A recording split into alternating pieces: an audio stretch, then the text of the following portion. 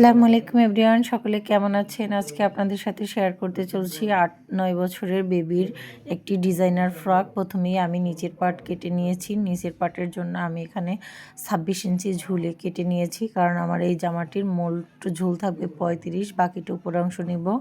এবার 2 ইঞ্চিতে আমি একটা দাগ দিয়ে নিয়েছি।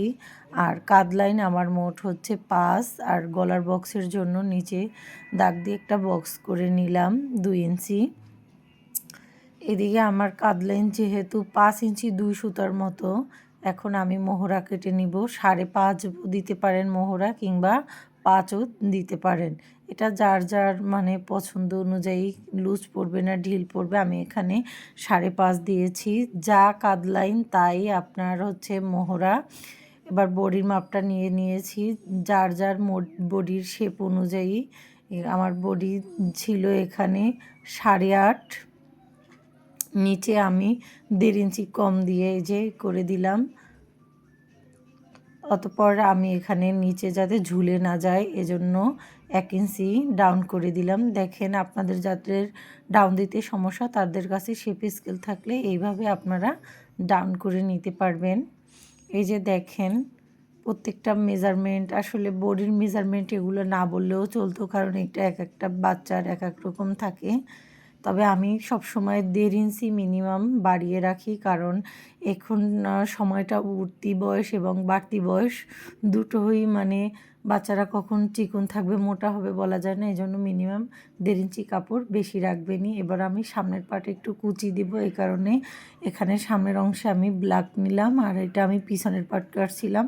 পিছনে আমি একই প্রিন্টের দিব। সামনে যেহেতু কুচি হবে তখন আমার এই কালো অংশটা কম দেখা যাবে, বুকের অংশটাকেও শুধু কালো দেখা যাবে, বাকিটা আমার যে ঝুলমি হবে, ঝুল বলেন যাই বলেন, কুচি কুচি দিয়ে সেটা ঢেকে যাবে ইনশাল্লাহ। দেখতে পারবেন খুবই সুন্দর একটা ফ্রক। আমি ছবি দিয়ে দিয়েছিলাম অনেক আগেই, কিন্তু কাটিং এবং সেলাই দেওয়া হয়নি। আস্তে আস্তে করে আমি দিয়ে দেব। এবার আমার সামনের পার্টের জন্য আমি আমার পছন্দ অনুযায়ী যতটুকু আমাকে সামনের জন্য ডিপ দিতে বলেছে আমি এখানে ততটুকু দিয়ে দিলাম। আপনারা যদি সেম দিতে চান এখানে দেখতে পাবেন আমি কত ইঞ্চি নিয়েছি। এবার আমি কেটে নিব। অতঃপর কাটিং শেষে অবশ্যই আপনারা জামাটা একটু তালপাট কেটে নিতে পারেন। আমি অনেক সময় দেখা যায় যখন আমি সেলাই করি তখন আমি তালপাট কেটে নিই। তা আমার যার যেমন সুবিধা, আর কিছুই না। এবার আমার কাঁধ লাইনের মিডল পয়েন্ট করে আমি মধ্যখানে, এই যে আমার কাঁধ লাইনের মিডল পয়েন্টে একটু দাগ দিয়ে নিব, কারণ এখানে আমি একটা বক্স করে নিয়ে আমি এখানে কুচি বসাবো। এবার আমি ফিতার জামার জন্য ফিতার কাটিং করলাম। টোটাল 3 ইঞ্চি নিয়ে আমি ঝুল আমার পছন্দ অনুযায়ী দিয়ে ফিতা কাটিং করে নিলাম। এবার আমি হাতা কাটিং করে নিব। হাতাটাও যার যার পছন্দ অনুযায়ী, এখানে ঘটি হাতা হবে তাই আমি ঘটি হাতার মেজারমেন্ট দিয়ে কেটে নিলাম। এই যে দেখেন, আমার ঘটি হাতাটা মাশাআল্লাহ অনেক সুন্দর হয়, খুবই অল্প কাপড়ে সুন্দর ফ্লাপি হয়ে থাকে। এই যে মধ্যখান থেকে আমি ফেরে নিলাম, কারণ দুটো হাতা একসাথে কাটিং করা হয়েছে। আর ঘটি হাতায় কখনো তালপাট হয় না, আমি কখনো কাটি না, শুধু জামার বডিতে একটু কেটে নিই।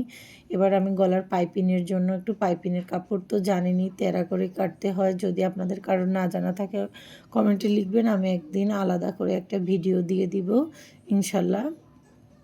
পাইপিংয়ের কাপড় এইভাবে জোড়া দিতে হয় কোনাকুনি করে।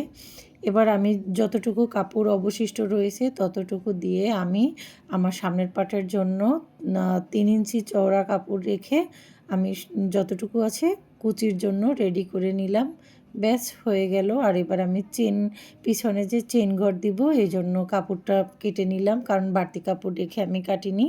এই টুকরা দিয়ে আমি চেন লাগাবো এই জন্য দিয়ে দিলাম। এই যে হয়ে গেল আমার কাটিং। সকলে ভালো থাকবেন। কেমন হয়েছে আমার ভিডিওটি একটু লাইক কমেন্ট শেয়ার করে দিবেন।